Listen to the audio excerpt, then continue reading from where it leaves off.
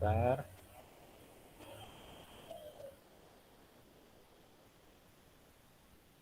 Nah, slide-nya bisa dilihat adik-adik? Bisa, Pak. Pak, Ya. bisa Pak. Bisa, Pak. Nah, Bisa, Pak.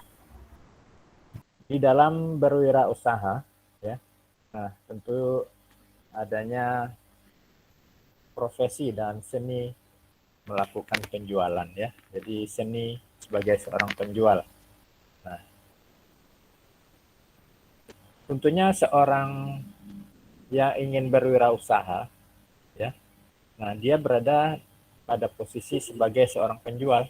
Nah, tentunya harus menjadi seorang penjual yang profesional dan harus juga memiliki dedikasi yang tinggi. Hal ini berkaitan dengan untuk memberikan pelayanan kebutuhan dan mengatasi masalah yang dihadapi oleh pembeli. Tentunya kita hadir untuk menawarkan sesuatu barang atau jasa yang diperlukan oleh customer kita. Nah, hal ini akan berdampak sangat baik untuk kegiatan wirausaha ke depannya. Juga kita dapat memberikan jalan keluar atau solve of problem, apa-apa yang masalah yang sedang dihadapi oleh customer atau pembeli kita.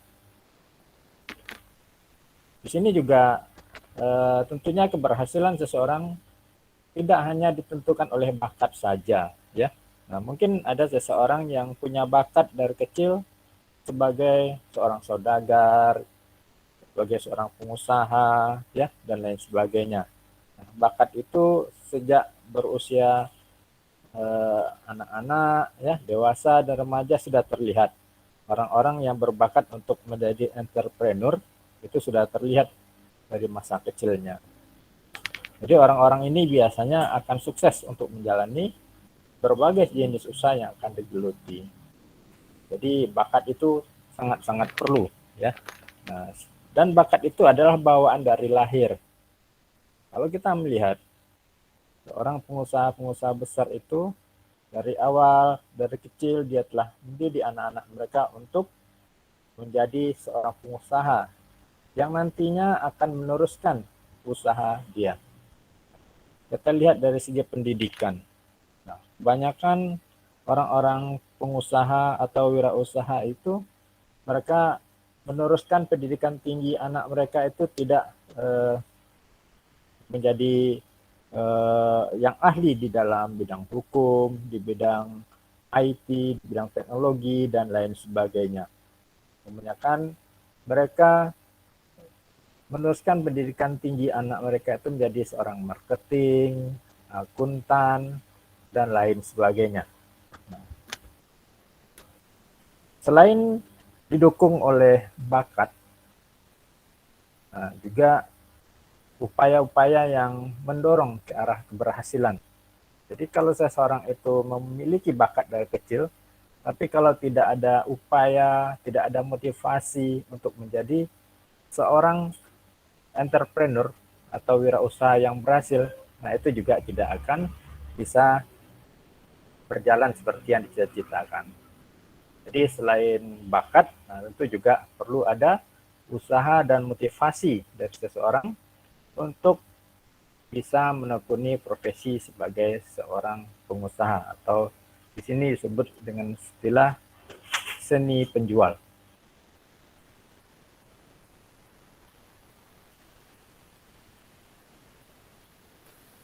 Nah, penjual itu boleh diartikan sebagai artis atau seorang saintis. Kita lihat maksudnya di sini, ya. Seorang penjual harus berlaku sebagai seorang artis dalam melakukan transaksi penjualan. Dan juga harus bersikap sebagai seorang saintis dalam memecahkan persoalan, ya, masalah-masalah melalui menjual, ya, melalui analisa secara ilmu pengetahuan agar diperoleh cara-cara menjual yang objektif, rasional, ya, dan menguntungkan. Coba adik-adik berikan contoh, ya, prinsip seorang pengusaha itu atau si penjual itu sebagai seorang artis. Siapa yang bisa memberikan contoh untuk definisi tersebut? Silakan.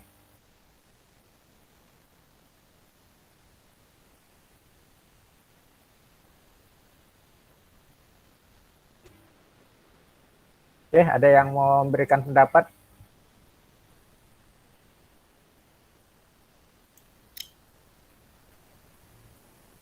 Saya Pak. Ya, Salsabila Aulia Rahman, silakan.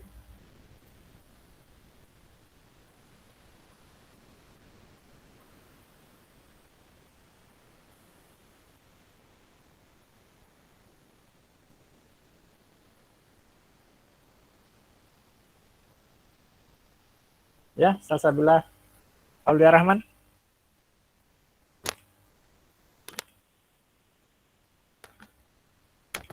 Ayo, tadi siapa yang mau berpendapat tentang dikatakan bahwasannya seorang penjual itu layaknya sebagai seorang artis?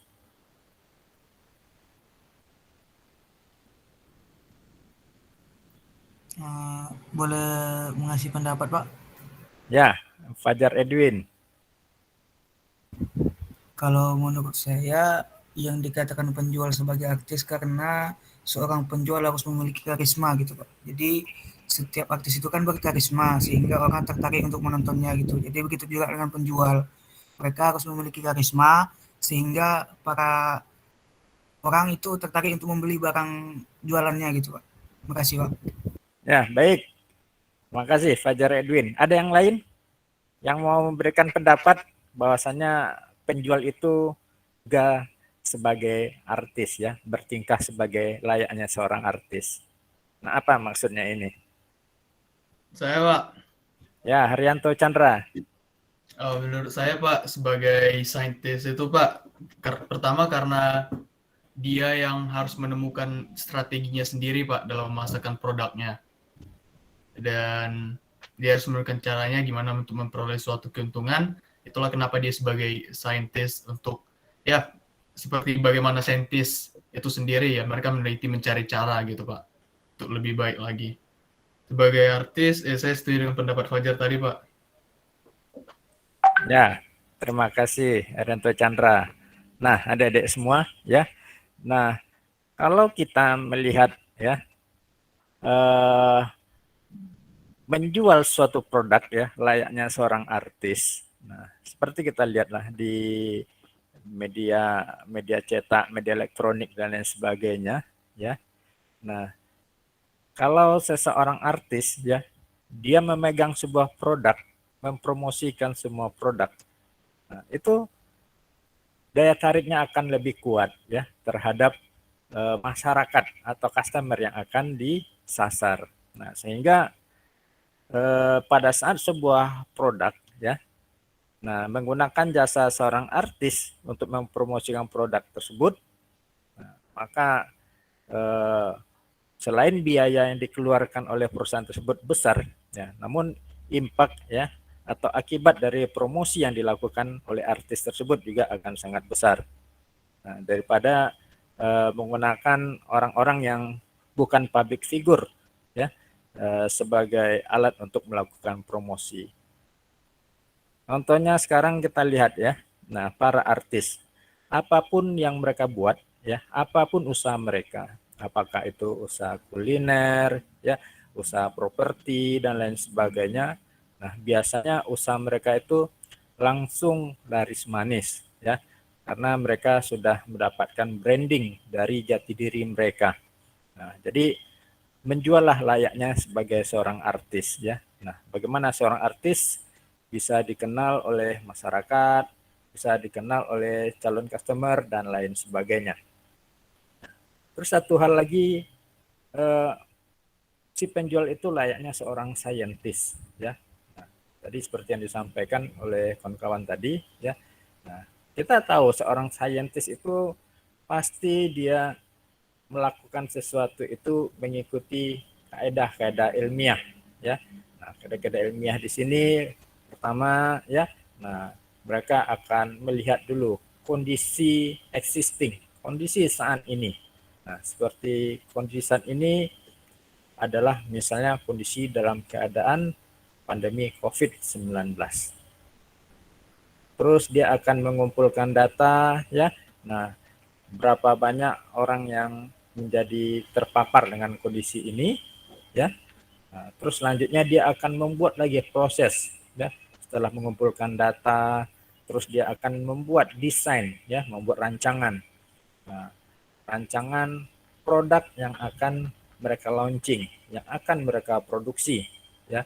Nah, tentunya sesuai dengan kondisi sekarang yang lebih tepat itu mungkin produk yang akan mereka luncurkan adalah misalnya masker ya atau hand sanitizer.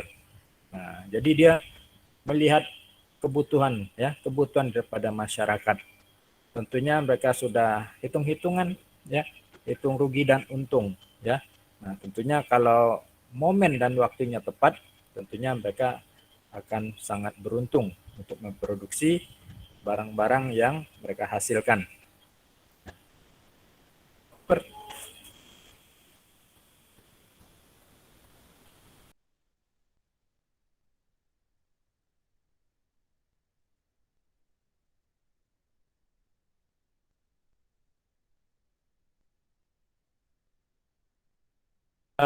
Sebentar Dedek, saya lagi ini ada yang datang, bentar ya, izin dulu.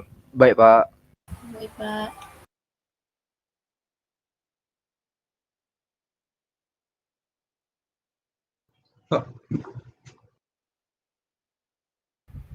Ush.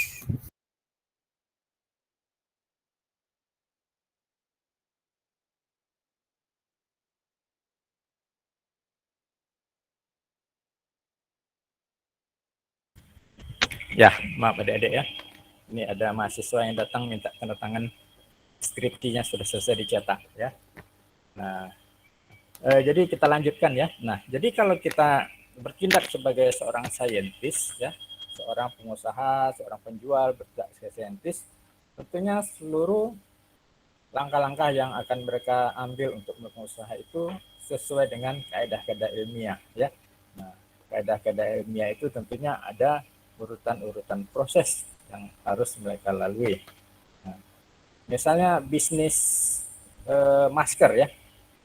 Sebelum terjadi pandemi ya, pandemi COVID ini, masker bedah ya, yang kita tahu yang mereknya Sensi itu ya.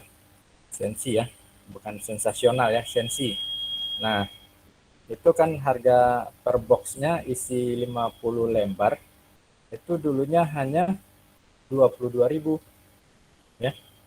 Nah, namun pada saat masa COVID, di awal-awal COVID masuk Indonesia, itu kan harganya sampai 600.000 satu box ya, sampai 1 juta. Jadi sesuka-suka hati orang saja membuatnya.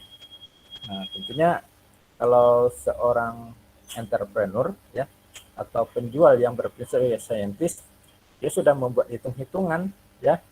Nah, tentunya dengan melihat situasi dan kondisi, nah mereka sudah bisa. Nah, kalau dia memproduksi misalnya masker, hand sanitizer ya, tentunya mereka akan menghitung seberapa banyak produk yang harus mereka produksi. Terus bahan bakunya bisa didapat dari manapun untuk memproduksi hand sanitizer dan masker tersebut. Jadi ada hitung-hitungannya ya. Nah, oke, kita lanjut ke slide berikutnya.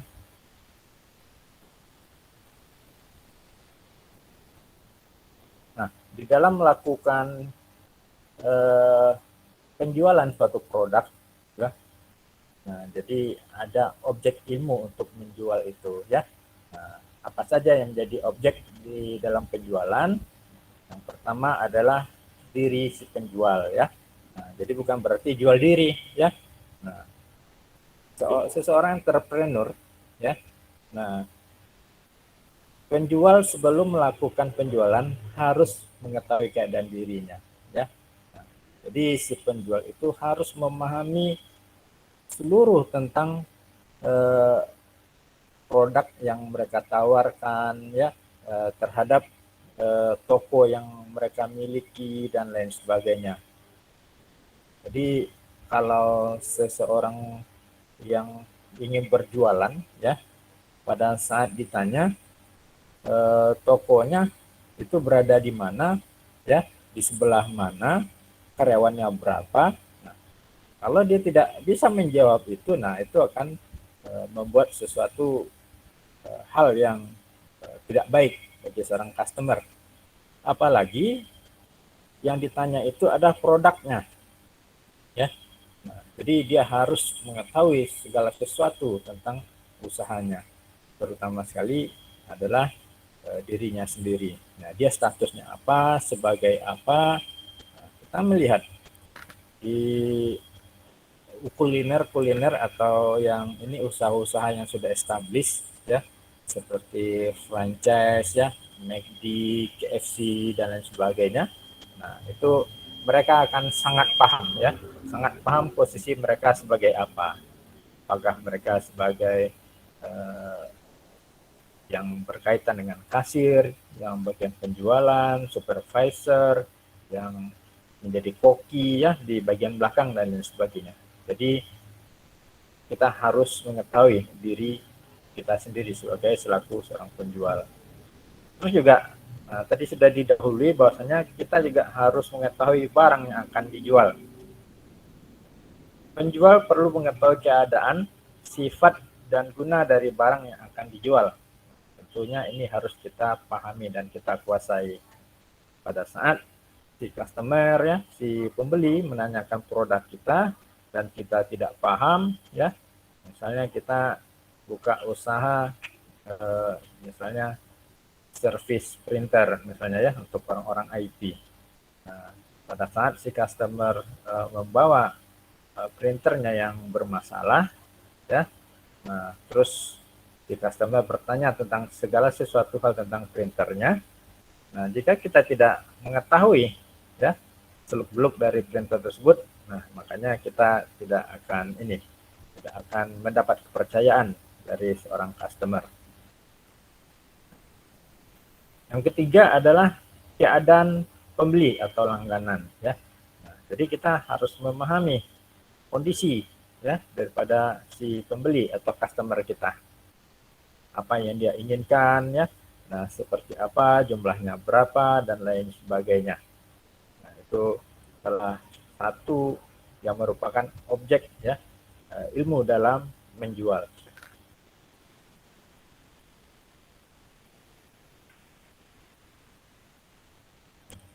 Oke, selanjutnya adalah politik dan hukum penjual. Dari segi politik penjual, dalam menjalankan politik penjualan harus berdasarkan ilmu dan seni ya.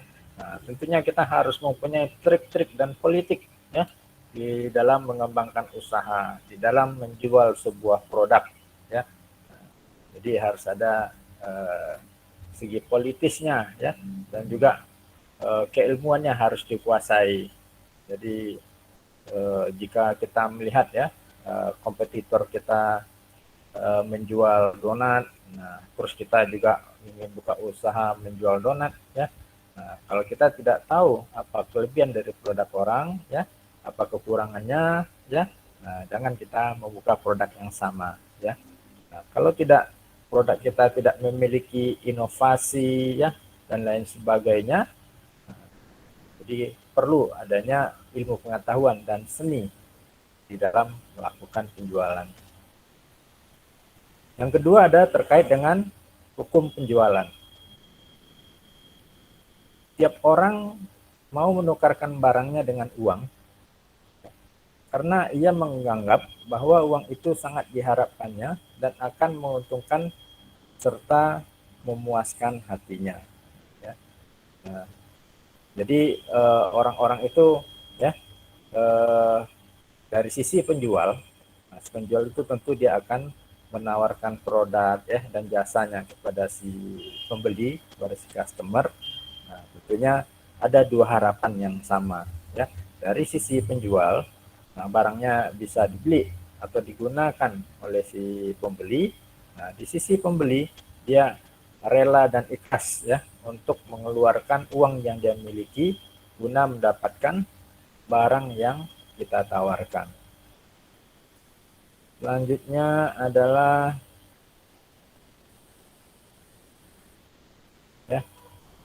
trik. Nah, ini trik-trik terhadap calon pembeli ya. Di sini dikatakan salah satu trik yang diajarkan adalah datang sendiri dengan memperkenalkan diri. Nah, jadi di sini ada istilah kita jemput bola ya.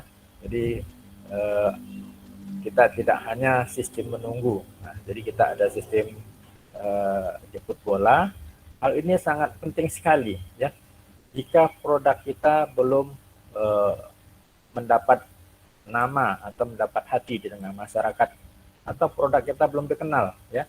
Nah, jadi kita harus datang sendiri, memperkenalkan diri dan memperkenalkan produknya. Terus selanjutnya bisa juga dilakukan dengan perantara orang lain ya. Nah, jadi kita untuk menggait orang calon pembeli tentunya juga bisa dengan perantara yang lain ya. Bisa jadi menggunakan melalui surat, email ya, melalui telepon, melalui komunitas, organisasi ya, WA group, Telegram group dan lain sebagainya. Nah, salah satu cara yang mudah untuk melakukan menawarkan produk ya di zaman sekarang itu bisa ditawarkan secara online ya. Kita sebagai seorang penjual, kita bisa memasarkan produk kita melalui pasar online ya, penjualan online, apakah itu Lazada ya, Shopee dan lain sebagainya. Jadi kita bisa mengenalkan diri kita melalui media-media tersebut.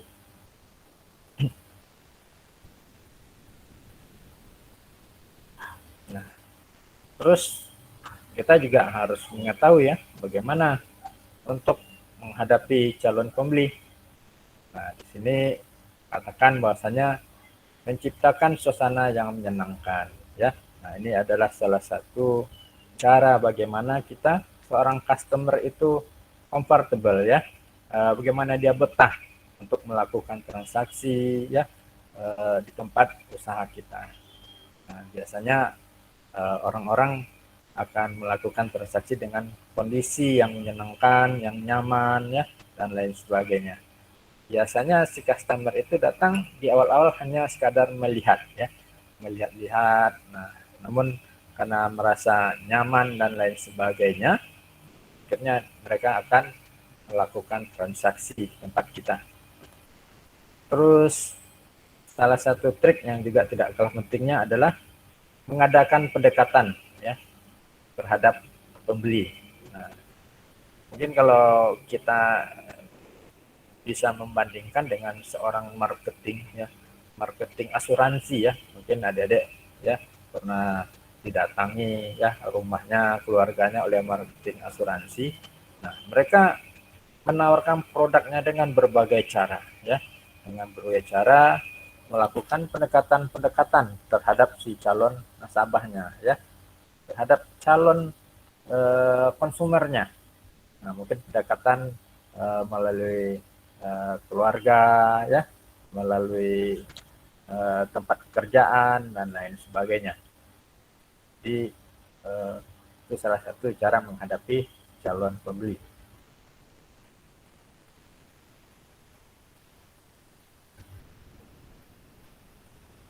Nah, selanjutnya adalah memperoleh perhatian pembeli. Nah, mana kita dapat menarik perhatian ya untuk para customer atau pembeli. Nah, yang pertama adalah pesan pertama sebagai pembuka jalan transaksi ya. Nah, jadi seperti iklannya Axe ya, yang ini ya, yang deodoran Axe. Pesan pertama begitu menggoda ya. Nah, selanjutnya terserah Anda. Nah, itu juga hal yang sangat menentukan ya. Jadi pada saat pertama kali si customer ya, si calon pembeli datang ke tempat usaha kita, nah kesan pertama itu sangat menentukan sekali ya. Mungkin kalau kita membuka usaha misalnya rumah makan dan restoran ya, nah terus eh, pada saat si pembeli pertama kali datang ke tempat kita, terus dia numpang cuci tangan, cuci muka, ke toilet ya. Nah, terus mereka melihat toilet kita bersih, rapi, nyaman, wangi. Nah, itu adalah kesan pertama untuk bagi mereka, dan mereka akan melakukan hal-hal baik apapun terhadap usaha kita ya. Nah, mungkin nanti mereka akan menginformasikan kepada kawan-kawan mereka ya, bahwasanya usaha bisnis di tempat kita, apakah itu kuliner ya, jadi tempat makan, kafe dan lain sebagainya. Nah, mereka akan merekomendasikan rekan dan sejawat mereka untuk datang ke tempat kita. Namun sebaliknya, jika pertama kali mereka datang ya, mereka duduk di kursi ya sambil menunggu untuk pemesanan minuman, makanan. Nah, ternyata di meja tersebut semua berserakan ya, bekas makanan orang lain berserakan, tidak dirapikan. Terus apalagi pada saat mereka datang ke kamar mandi, ke toilet dan lain sebagainya, mereka melihat segala sesuatunya tidak bagus ya, tidak baik. Nah, akhirnya itu menjadi kesan pertama mereka untuk datang ke kita. Jika kesannya baik, mereka akan datang kembali, dan jika tidak baik ya, kesannya tidak bagus, maka mungkin itulah pertama dan terakhir kali mereka datang ke tempat kita. Jadi kita harus memberikan kesan positif ya, untuk pertama kali si customer atau si pembeli itu datang ke tempat kita. Selanjutnya adalah mengusahakan supaya perhatian pembeli tidak bersifat sementara. Nah, si penjual harus dapat membangkitkan rasa melihat dan mendengarkan. Lebih efektif apabila mendemonstrasikan barang yang akan dijual. Nah, tentunya kita sebagai seorang dari sisi si penjual, kita inginnya transaksi kita dengan si pembeli itu berkelanjutan ya. Nah, jadi tidak hanya bersifat sementara ya. Jadi hanya sekali saja mereka bertransaksi dan setelah itu mereka sudah pergi ya, tidak pernah kembali lagi. Nah, yang paling penting adalah kita bagaimana kita bisa mengupayakan ya agar si pembeli itu bisa berterusan dan sangat tergantung dengan produk yang kita hasilkan. Kita harus memikirkan seperti apa ya. Nah, terus yang akan lebih efektif di sini mendemonstrasikan barang yang akan kita jual ya. Nah, ini akan lebih efektif komunikasinya dengan calon pembeli ya. Nah, kita ambil barangnya, kita demokan ya, kita jelaskan. Misalnya tadi kita bisnisnya kuliner kafe ya, kita jual kopi robusta ya dan lain sebagainya. Nah, kita bisa demonstrasikan ya kepada si calon pembeli bagaimana proses pembuatannya, proses penggilingannya ya. Nah, terus kalau kita melihat di tempat kuliner-kuliner ya seperti kafe-kafe yang bagus itu, nah mereka sekalian memperlihatkan ya alat untuk menggiling kopinya itu. Nah, terus mereka juga membuat tabung-tabung ya. Nah, di situ masing-masing tabung diisi kopi-kopi ya, berbagai jenis kopi. Ada yang kopi ini, kopi yang berasal dari apa? Dari Bali ya. Ada kopi Aceh, ada kopi Manang, kopi Robusta, kopi yang lain ya. Nah, sehingga sangat menarik perhatian dari si pembeli itu ya. Nah, setelah mereka menikmati produk kita ya dan merasakan sesuatu yang sangat nikmat, tentunya mereka akan kembali lagi ke tempat kita. Yang kita inginkan adalah setelah dia kembali, tentunya dia kembali dengan membawa rekan-rekannya ya.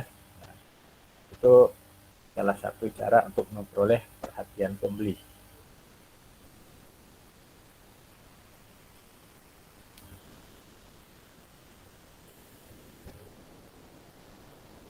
Nah, ada satu hal yang perlu kita ingat ya, jika kita sebagai seorang wirausahawan, entrepreneur, penjual ya, penjual produk, nah, ada istilah yang tertanam ya di sisinya si penjual ya. Mereka mengatakan bukan customer ya, customer ya. Ini salah tulis ya. Ini tipe customer is king ya. Nah, si customer itu adalah raja ya, si pembeli itu adalah raja. Nah, ini yang mindset yang perlu kita ingat ya, yang perlu kita pahami. Nah, pembeli adalah orang penting dalam dunia usaha. Ya, tentu ya, kalau tidak ada si pembeli, nah bagaimana produk yang kita hasilkan? Tentunya tidak akan ada yang membeli ya, kalau si pembelinya tidak ada. Terus yang kedua, pembeli tidak tergantung pada kita ya. Nah, justru kita tergantung padanya. Nah, ini yang perlu kita pahami ya. Jadi kita jangan buka usaha berlagak-lagak ya, bergaya dan sombong pula seolah-olah si pembeli yang butuh kita. Nah, kalau dari sisi wirausahawan ya, entrepreneur, nah, si pembeli tidak tergantung pada kita, justru kita yang tergantung pada mereka ya. Nah, terus selanjutnya, pembeli bukanlah pengganggu terhadap pekerjaan kita ya. Nah, pembeli berbuat kepada kita sebagai suatu hal yang menyenangkan ya. Janganlah kita berbuat sesuatu yang tidak menyenangkan. Jadi berikanlah kenyamanannya, ketertarikan kepada si customer kita, sehingga dia akan merasa comfortable ya, nyaman dan suka berada di tempat kita. Dan lebih lagi mereka akan merindukan produk-produk yang akan kita launching, akan kita produksi. Nah, selanjutnya adalah pembeli adalah sebagian dari usaha dan kegiatan kita. Nah, tentunya kalau tidak ada pembeli ya kita nganggur aja di tempat kita ya. Tapi kalau si pembeli itu ramai ya, berdatangan apalagi di weekendnya, di ujung minggu, di hari minggu, malam minggu dan lain sebagainya. Nah, tentu ini membuat suatu kesibukan bagi kita si penjual dan bagaimana kita melayani mereka semaksimal mungkin.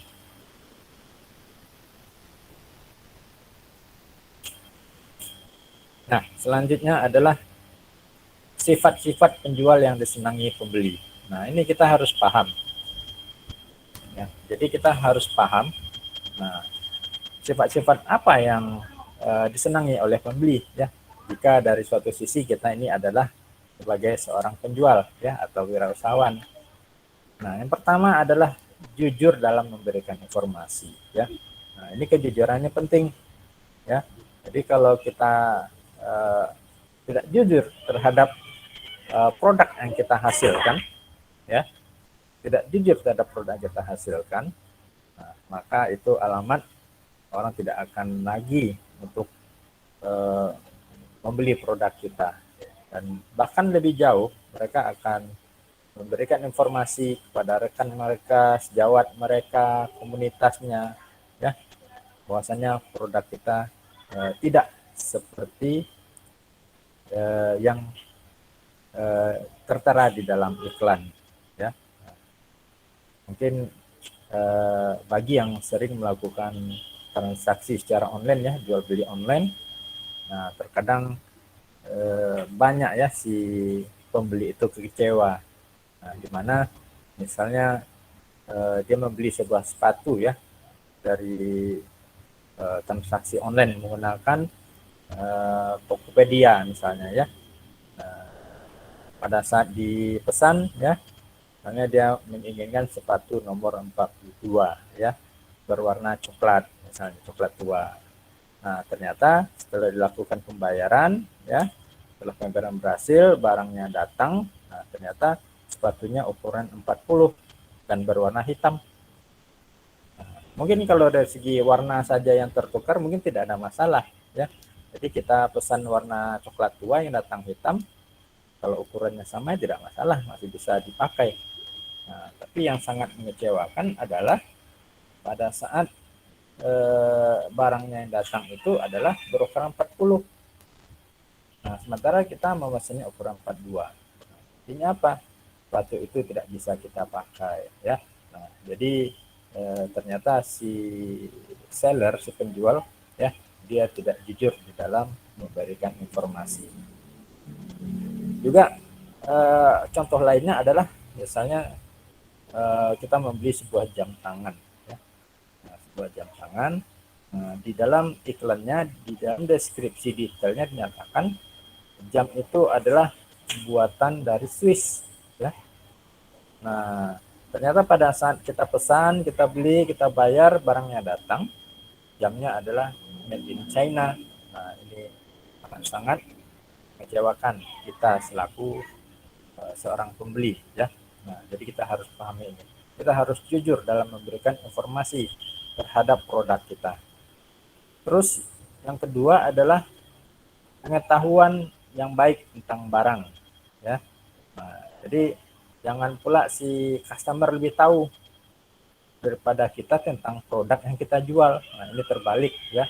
Jadi pahami, kuasai, ya, tentang produk yang kita hasilkan. Nah, selanjutnya tahu kebutuhan konsumen. Nah, jadi kita harus paham, ya, keperluan konsumen itu apa. Nah, kalau dia meminta ini komputer yang mempunyai kecepatan misalnya prosesornya i5, nah jangan pula lah kita tawarkan yang untuk prosesor i3, ya. Nah, biasanya kalau prosesoran yang sudah bagus itu pada saat customer datang, ya, ke toko sebuah komputer, mereka nanyain komputernya untuk keperluan apa untuk keperluan belajar anak di rumah, untuk bermain game, ya, untuk melakukan perhitungan aritmatik, ya, dan lain sebagainya. Nah, jadi kita tahu nanti kebutuhan konsumennya, sehingga orang ini komputer yang nantinya akan digunakan hanya untuk melakukan urusan administrasi, mengetik, ya, dan lain sebagainya, tidaklah perlu kita tawarkan komputer yang prosesornya i5 ataupun i7. Nah, apalagi kita tawarkan komputer yang digunakan untuk game online, ya, jadi tidak sesuai. Jadi kita harus tahu dulu kebutuhan konsumennya seperti apa. Nah, kadang kita ditanya juga beli komputernya untuk digunakan untuk apa, terus mau perlu RAM yang berapa, ya, hard disk yang berapa, dan lain sebagainya. Terus yang selanjutnya adalah sifat-sifat yang disenangi pembeli itu adalah pribadi yang menarik, ya. Nah, tentunya pada saat kita melayani seorang pembeli, ya, kita berpenampilan yang sopan, baik, rapi, ya. Nah, sehingga si customer itu senang, ya, untuk melakukan transaksi jual beli dengan kita.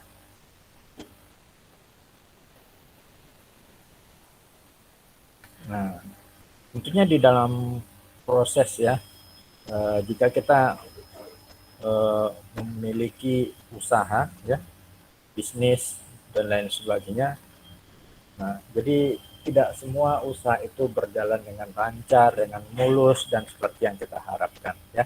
Nah, terkadang ada komplain, ya, keberatan dari pembeli, ya. Nah, misalnya keberatannya itu adalah dia membeli sebuah ini, ya, power bank, ya, dari kita, dari tempat kita, ya. Terus power bank itu misalnya kekuatannya menyimpan arus itu 10.000 mAh, ya. Nah, kalau 10.000 mAh itu kan biasanya bisa digunakan untuk mengisi ulang perangkat-perangkat smartphone, tablet, dan lain sebagainya itu sebanyak 4 unit, ya. Nah, ternyata setelah mereka membeli produk dari kita, ya, nah, mereka coba mengisi ulang perangkat elektroniknya, nah, baru saja ngecas 2 handphone sampai full, power banknya sudah drop, ya. Nah, tentu mereka akan kecewa dan mereka komplain kepada kita. Nah, jadi trik-trik untuk mengatasi keberatan daripada si konsumen itu, ya, caranya adalah penjual harus mengetahui lebih dulu, ya, berupa apa saja keberatan yang diajukan, ya. Jadi pada saat si konsumer itu komplain, ya, keberatan, nah, kita catat dulu apa yang menjadi keberatannya, ya. Terus selanjutnya dengarkan baik-baik segala keberatan yang diajukan, ya, dan jangan memotong pembicaraan calon pembeli. Nah, kita jadi pendengar yang baik, ya. Jadi apa yang dia sampaikan kita dengar dengan baik tanpa memotong pembicaraan mereka.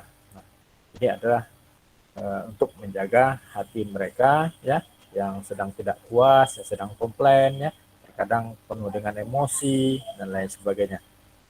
Terus selanjutnya ulangi keberatan yang dikemukakan si pembeli secara pelan-pelan, tetapi yakin bahwa segala keberatan itu dapat diatasi, ya.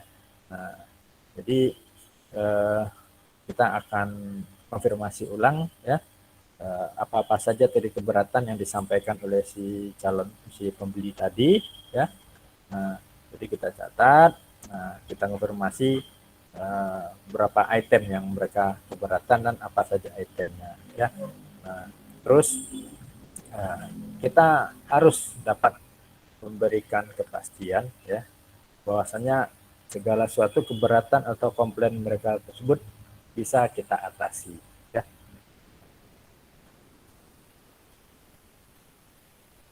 Oke, slide selanjutnya adalah syarat fisik, ya, si penjual. Nah, kita sebagai seorang penjual, ya, sebagai seorang wirausaha, ada juga persyaratan fisik yang perlu kita penuhi.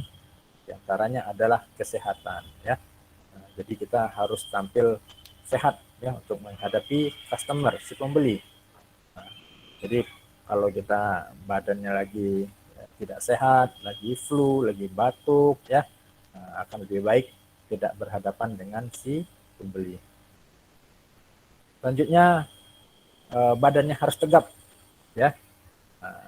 Jadi ini dari segi fisiknya badan harus tegap. Jadi si penjual itu tidak loyo saja, ya, seperti orang kurang tidur, ya, kurang makan dan lain sebagainya. Jadi penampilan percaya diri, ya, penampilannya bagus, badannya bagus. Terus yang tidak kalah pentingnya adalah mudah tersenyum, ya. Jadi kalau si penjual itu mudah senyum, ya, nah kita akan merasa nyaman, ya, kita merasa akrab, merasa dekat. Tapi jika kita datang pada sebuah tempat usaha, ya, terus si penjualnya mukanya masam saja, ya, tidak ada senyum, seperti orang marah saja, ya. Nah, mungkin kita tidak akan pernah lagi datang ke sana, ya. Ada, Dek?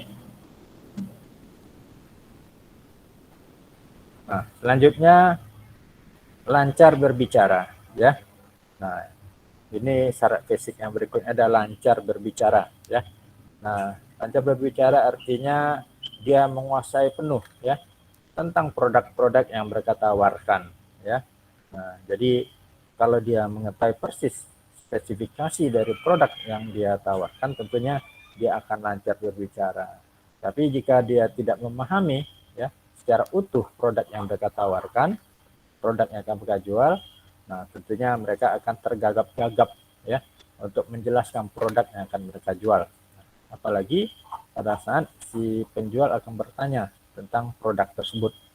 Jadi lancar berbicara, jadi komunikasinya bagus. Terus ini apa nih, mudah ruang, apa, peramah, ya. Nah, jadi orangnya ramah, ya. Jadi kalau kita menawarkan keramahan, ya, di dalam sebuah usaha, tentunya orang itu akan merasa akrab dengan kita. Terus mata jernih. Nah, ini mata jernih apalagi nih secara fisik ini. ya. Jadi mata jernih ini tidak berkesan kita seperti orang bangun tidur, ya. Jadi kita memang fisiknya siap, ya, untuk melakukan transaksi usaha kita. Nah, yang juga penting adalah nafas bersih, ya. Nah, ini sangat penting sekali, ya. Jadi kalau nafasnya tidak enak baunya, ya, tentunya si customer juga tidak akan bahkan tidak akan melanjutkan, ya, transaksinya karena ketidaknyamanan yang ada pada kita, ya. Misalnya si karyawan kita lupa gosok gigi, ya, tidak gosok gigi, terus tidak memakai parfum, ya, bau badan dan lain sebagainya. Itu membuat sesuatu yang tidak nyaman, ya, bagi si pembeli. Terus juga pakaian rapi, bersih dan pantas, ya. Nah, pakaian rapi ini artinya tidak selalu pakaian itu berharganya mahal, ya, tapi pakaiannya rapi, ya, bersih dan pantas dipakai, ya. Oke, selanjutnya ini slide yang terakhir, ya. Nah, syarat mental dan karakter penjual. Nah, ini juga perlu kita pahami. Syarat mentalnya, ya, dia harus bersifat seksama, ya. Nah, juga waspada. Kita harus waspada terhadap siapapun yang datang ke tempat usaha kita, ya. Apakah nanti mereka itu ingin memata-matai, ya, produk yang kita jual, ya. Apakah orangnya tidak waras dan lain sebagainya, ya. Nah, kita harus waspada. Terus kita memberikan simpati kepada si customer. Selanjutnya kita berinisiatif, ya. Nah, ini berinisiatif juga penting, ya. Nah, misalnya tadi di kafe kita, ya, kita buka usaha kafe. Nah, biasanya di tempat kafe itu satu meja kan hanya ada 4 kursi. Nah, ternyata tamu kita yang datang, ya, pembeli yang datang itu lebih dari 4 orang, ya, misalnya yang datang itu 5 atau 6 orang. Nah, tentunya kita dengan sigap, ya, berinisiatif untuk mencarikan sisa bangku kekurangan, ya, atau menawarkan mereka kepada di tempat bangku yang lebih sesuai, ya, kapasitasnya. Terus berkeahlian. Nah, tentunya kita ingin menjual sebuah produk, ya, kita harus memiliki keahlian dan menguasai produk yang akan kita jual. Nah, terus optimis. Nah, kita yakin dan percaya usaha yang kita jalankan itu akan berhasil, ya. Nah, terus percaya diri. Terus jujur, ya. Nah, ini jujur ini juga perlu kita terapkan, ya. Nah, pada saat si customer bertanya, ini kopi dari mana? Nah, padahal kopinya datangnya dari Sumatera, kita bilang ini kopi Bali, ya, dan lain sebagainya. Terus harus berani, ya, dan juga mempunyai daya imajinasi. Nah, yang paling penting adalah tanggung jawab, ya. Jadi kalau kita bertanggung jawab terhadap segala sesuatu yang kita usahakan, segala sesuatu yang kita produksi, nah, ini akan memberikan suatu ketertarikan bagi si penjual. Yang terakhir adalah kontrol, ya. Nah, kita harus bisa melakukan monitoring, ya, pengendalian terhadap usaha-usaha yang kita jalankan. Oke, baik adik-adik semua, untuk slide-nya sudah kita sampaikan semua. Sampai di sini adik-adik ada yang ingin bertanya? Silakan.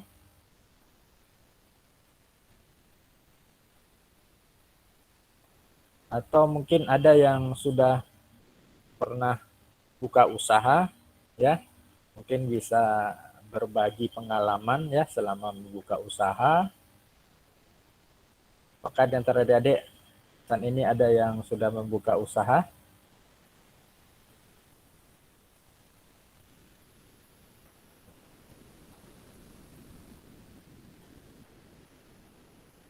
Oke, belum ada, ya.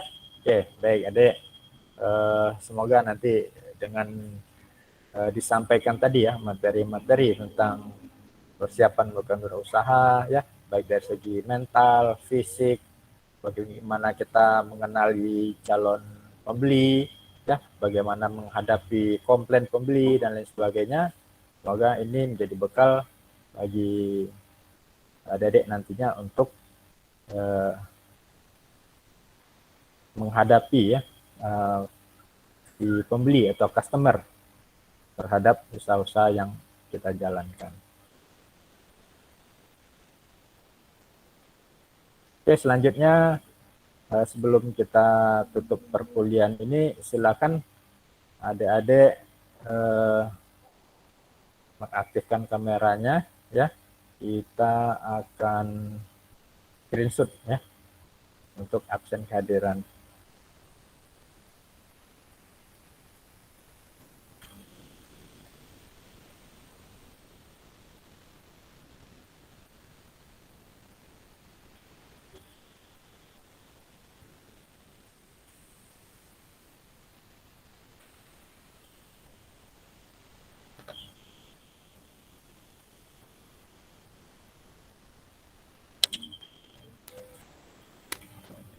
Oke, baik adik, silakan siapa lagi yang belum ini mengaktifkan kameranya.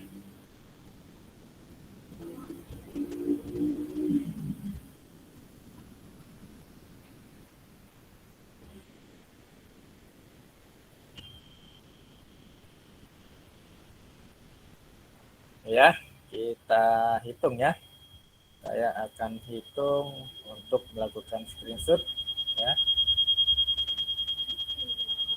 Untuk layar pertama, 1, 2, 3. Oke, saya simpan dulu.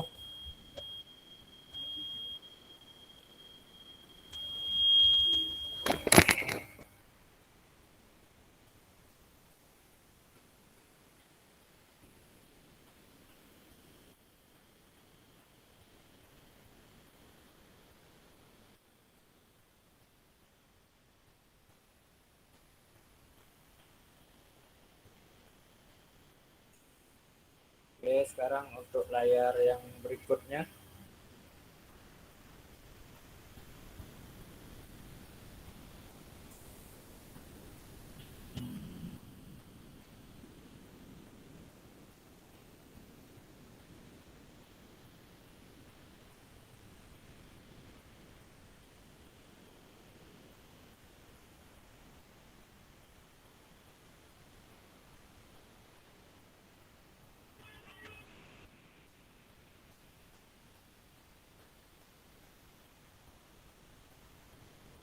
Oke, untuk layar berikutnya, layar yang kedua.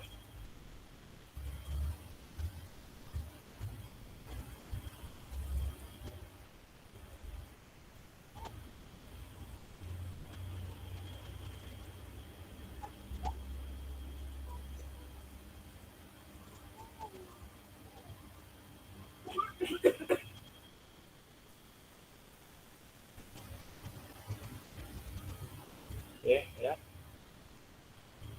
1, 2, 3. Oke, baik adik-adik semua.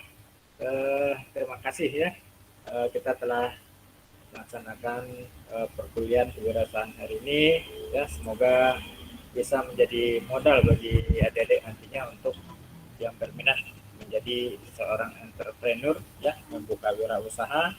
Semoga hal ini menjadi pelajaran ya bagi kita semua. Kita tutup dengan mengucapkan wabillahi taufik wal hidayah. Assalamualaikum warahmatullahi wabarakatuh. Selamat sore dan salam sejahtera buat kita semua. Waalaikumsalam. Waalaikumsalam warahmatullahi wabarakatuh. Kita lihat dulu ya. Iya, Pak.